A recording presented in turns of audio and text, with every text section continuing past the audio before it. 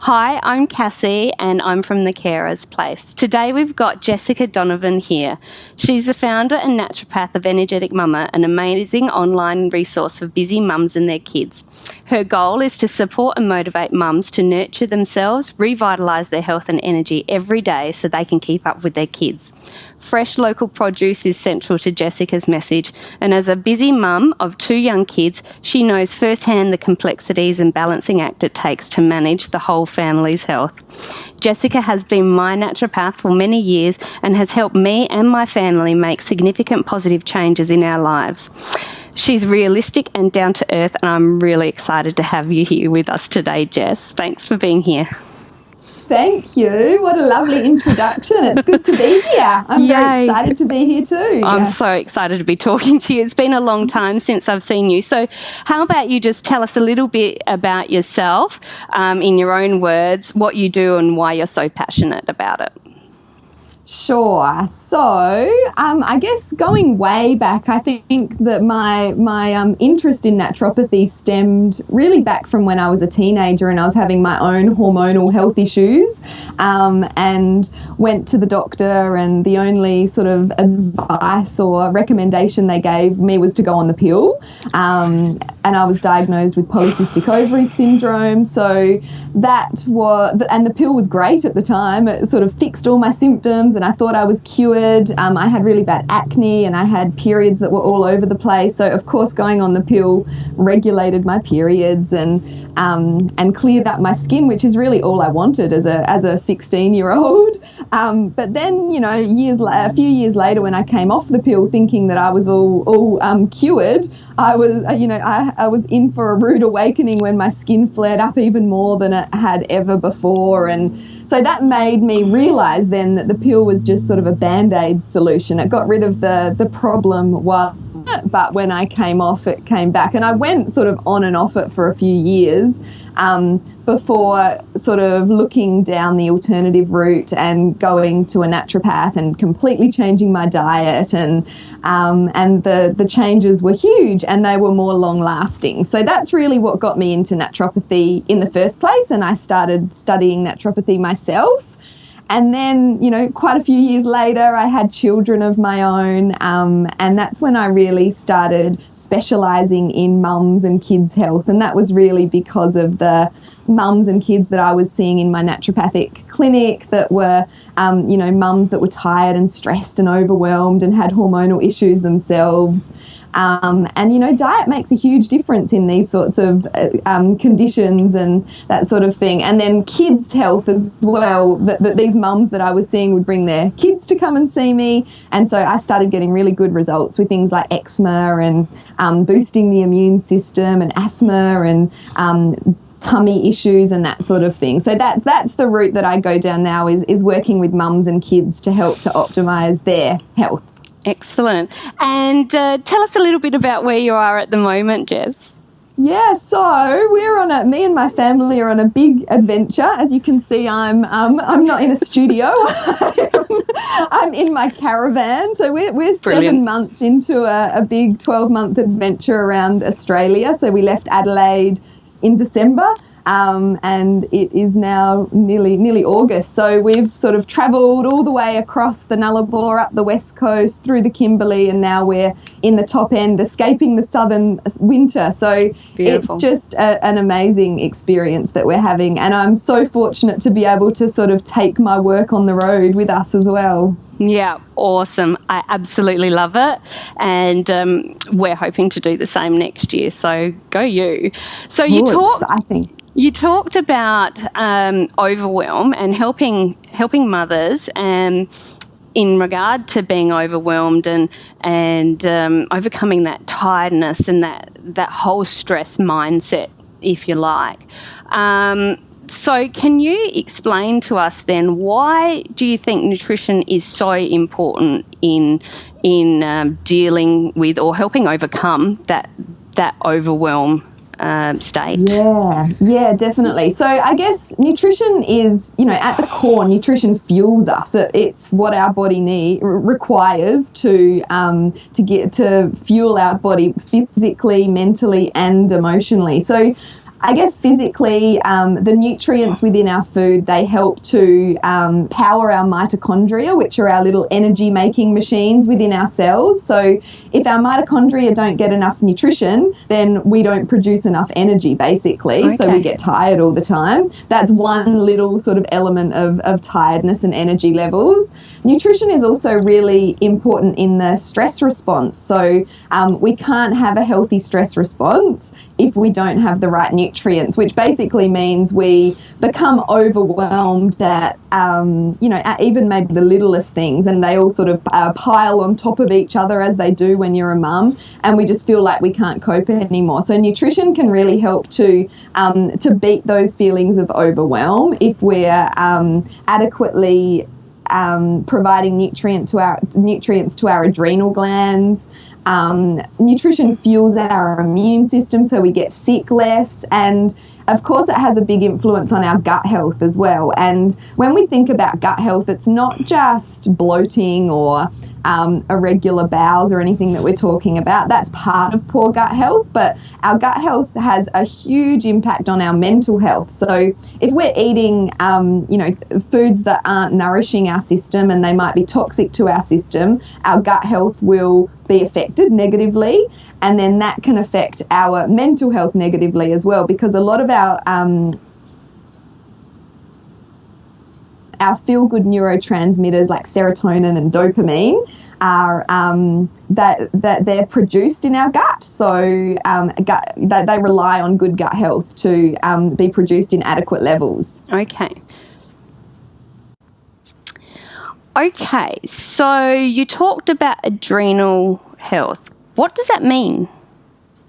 Yeah, sure. So the adrenals are two little glands that sit on top of our kidneys in our back, and they're responsible for the fight and flight response within our body. So whenever we feel any stress, and I mean that can start the moment we become conscious in the morning, we can start thinking about all the things we've got to do, and all of our worries kind of dawn on us, and that's often when the stress response starts in the modern world. So whenever we feel our body feels a stress, our adrenal glands start pumping out stress hormones. Okay. And these hormones actually help us to deal with the stress in a physical manner. So they ramp up our heart rate and our breathing starts increasing. So we're sort of ready to deal with that stress.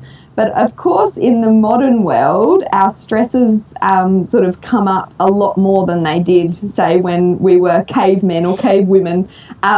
So, we're getting much more frequent stresses. So that's sort of meaning that the adrenals are continuously pumping out these hormones, and they become tired and depleted.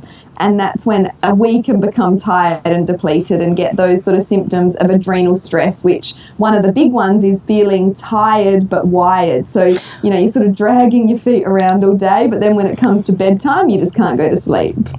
I can relate to that one. So, absolutely, and that makes total sense to me. So what are some of the things that can contribute to our poor mental health and our adrenal fatigue, and how can we avoid some of those things as we try and improve our nutritional status and our mental health? Yeah, so I mean, the one of the best things for getting rid of that stress response is to get rid of the stress. But obviously, that's not realistic. We all have stresses in our lives, so that stress response, it's important to, I guess, support that. Yes. Which we can do with adequate nutrition. And also lifestyle strategies. So we need to make sure that we're getting enough sleep, which a lot of us aren't. That's sort of first and foremost when it comes to adrenal health. We need to make sure we're getting sort of 7-8 hours sleep of good sleep a night. And then we need to nourish our adrenals. Now, a couple of the really good things to do when it comes to nourishing our adrenals are make sure that we're getting enough protein in our diet. So protein comes from things like fish and nuts and eggs and good quality meat and chicken. So we don't need huge amounts of protein, but as a general rule, we want to aim for about a palm-sized portion of protein at every single meal. And that really helps to nourish our adrenal health. Gut health is another topic that is really closely related to our mental health and also our adrenal health. The gut really is the foundation of our health. So to make sure that our gut health is adequate, there's lots of different things that we can do, but one of them is to eat more sort of plant-based foods with that really good sort of fibre in it. So lots of fresh vegetables and salads are really beneficial for feeding the healthy bacteria within our gut. And also making sure that the bacteria within our gut is at a good level as well by eating fermented foods. So things like, which maybe we can talk about, Sure. and also taking probiotic supplements can really help with gut health as well. Okay, cool. So do you have, I'm just thinking of practical terms, perhaps. Yeah. You've mentioned some good quality protein, and you've mentioned the green leafies, if you like, and lots of whole foods. What about processed sugar? Because I remember, 5 or 6 years ago when I was probably really close to my worst, I would just grab anything in sight because I had this picture in my head that I was so busy I didn't have time to stop. I'll just grab a biscuit, or I'll just grab a coffee, and I'll grab another coffee, and I might grab a muffin, and I didn't take the time to sit down and stop and eat properly. So I was so wired, I think, on sugar at the time and processed foods.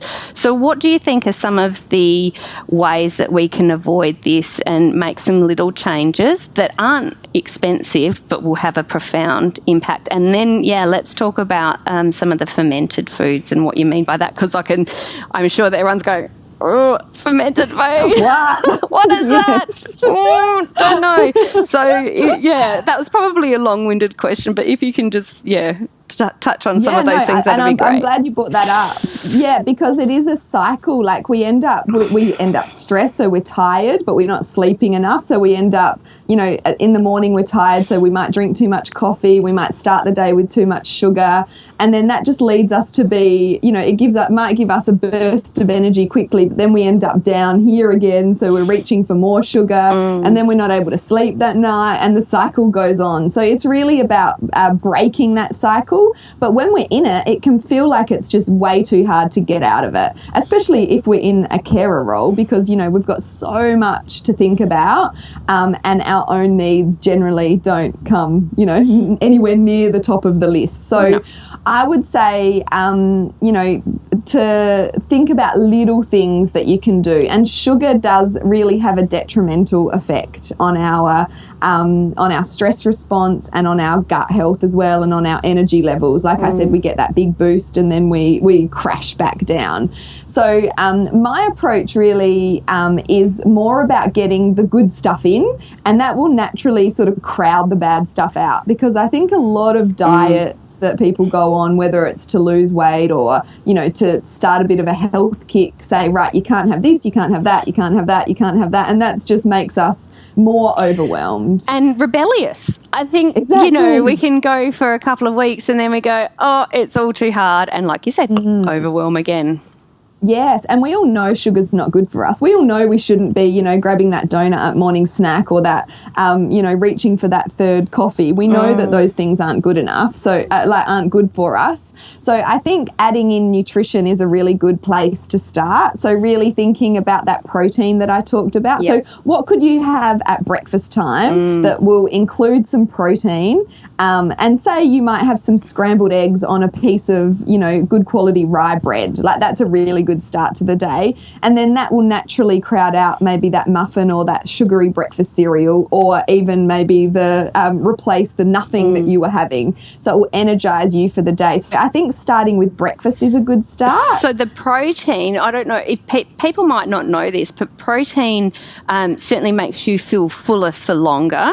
It's going to sustain you, and it's going to fuel your brain as well as your body. Exactly. So is that the thought process behind protein? protein at every meal that's going to make you last. Yeah, exactly. So it keeps you fuller for longer. So it really reduces those sort of sugar cravings between meals. And you if you have if you start the day with eggs is a really good start to the day because of the protein and the good fats, compared to a bowl of breakfast cereal that's probably full of sugar.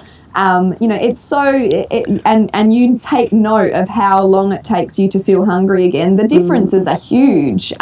So that is one of the big reasons for getting more protein, and it keeps you fuller for longer, and it keeps your blood sugar levels more stable. So you don't get that sort of high and then come back low. And it's when you go low that you crave more sugar, and you can't think. You can't think straight. No, exactly. Exactly. Yeah. So you're talking about meals, proper meals? Yes, proper meals is a great place to start. Yeah. And focusing on getting the good stuff in as opposed to, eliminating the bad stuff. Sure. So try and swap like the toast and Vegemite for something that's a little bit more wholesome. I mean, one of my strategies in regard to being a carer and just trying to deal with everything that's going on, I found that either bulk cooking or doing a little bit extra at night, so I could either have it for my breakfast or lunch the next day. I didn't need to think about it. I didn't need to take the time to prepare it. It was already done, and I could have it. So that was one of the big things for me that I found that helped get rid of the sugars. Yeah, definitely. Being organised is huge because then you don't have to think. We have to make so many decisions every day. If we already know what breakfast is, then that's a great start. Yeah, absolutely.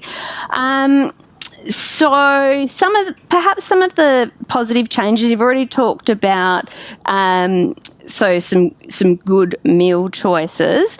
Are there any other things that you can think of that our whole family can do? Because obviously through this process and through this program, I don't want to guide people for making changes just for themselves. I want it to be about the whole family. Because that's obviously at the heart of what we're discussing here is the entire family's good and positive health and nutrition. So do you have any other tips for us of easy changes that aren't going to be overwhelming for us that we can make today?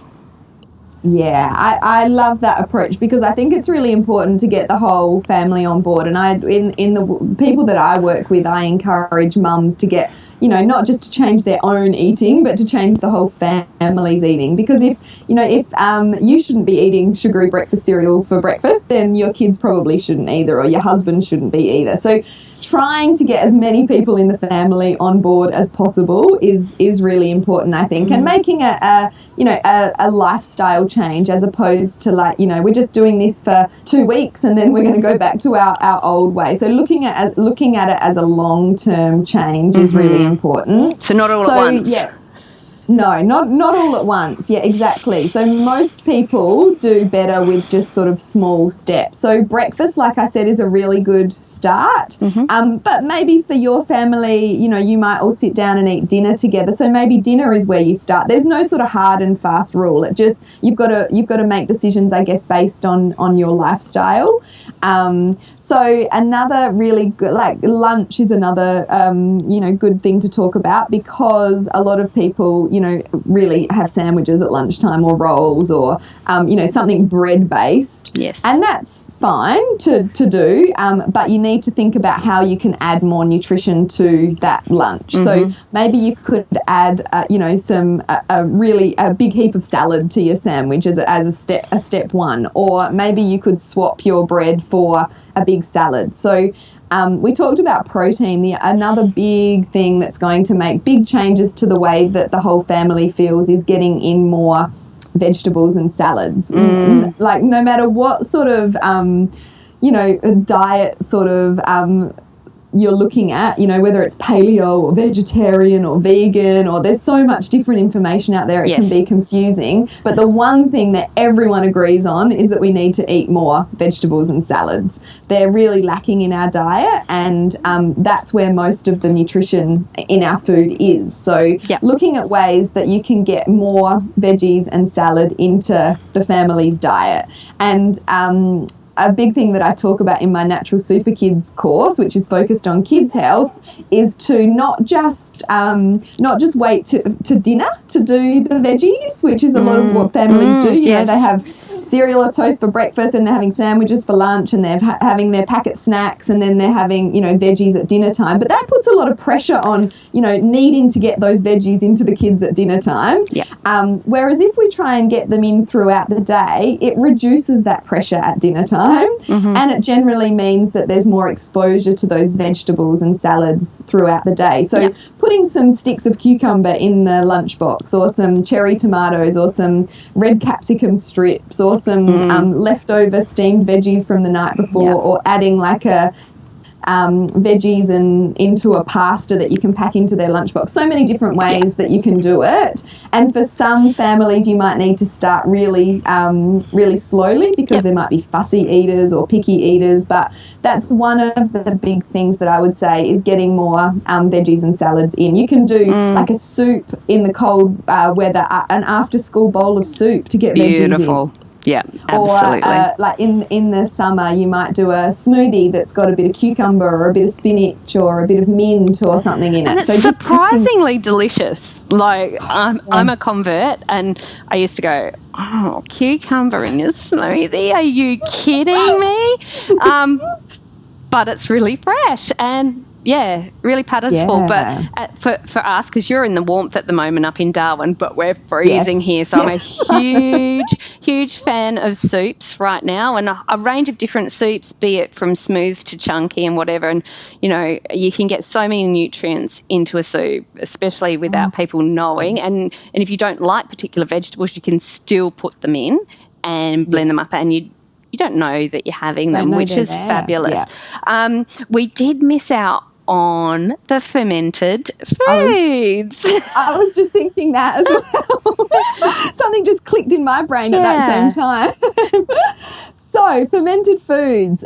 Basically, fermentation is a process, it's a preservation technique, really, that means that a food becomes more nutritious and it contains lots of good bacteria. So the best well-known example is yogurt. So yogurt is a fermented food, but there are lots of really easy fermented foods that we can make at home. So we can start fermenting our own veggies, which is what they used to do when, you know, they only could get access to veggies for a short period of time through the summer. They would ferment them, so they had veggies to use during the winter. Of course, that's kind of gone now, because we've got canning and we've got access to whatever we want whenever we want with the supermarkets these days. But it's a really easy process, and it can really help to build up your gut health and add a lot of nutrition. Now, it is a bit of an acquired taste. So I'm talking about things like sauerkraut, which is fermented cabbage, which a lot of people might have heard of. It's a really easy thing to make yourself, but it can be a little bit tricky to get kids and even some adults on board, because it's got kind of a bit of a sour sort of taste. But it does sort of grow on you, and you just need a little bit, even just a little spoonful every day to help to You don't have to have mouthfuls, is that right? You don't have to have huge amounts at all. No, you definitely don't have to have huge amounts. And fermented veggies is only one example. There's drinks like kefir, kombucha, that you can buy pre-made, or you can get into making yourself. You can sort of make your kitchen into a bit of a science lab with this fermentation. And I guess you can get your kids involved, or other people in the house involved in helping make that as well. Yeah, definitely. And if that just seems like way out of your league, like it's something you would never even, you know, consider doing, you're not really keen on being in the kitchen more often, there's a lot of ready-made, really good quality products that are available these days. So there's a really good brand that's pretty readily available called Peace, Love and Vegetables.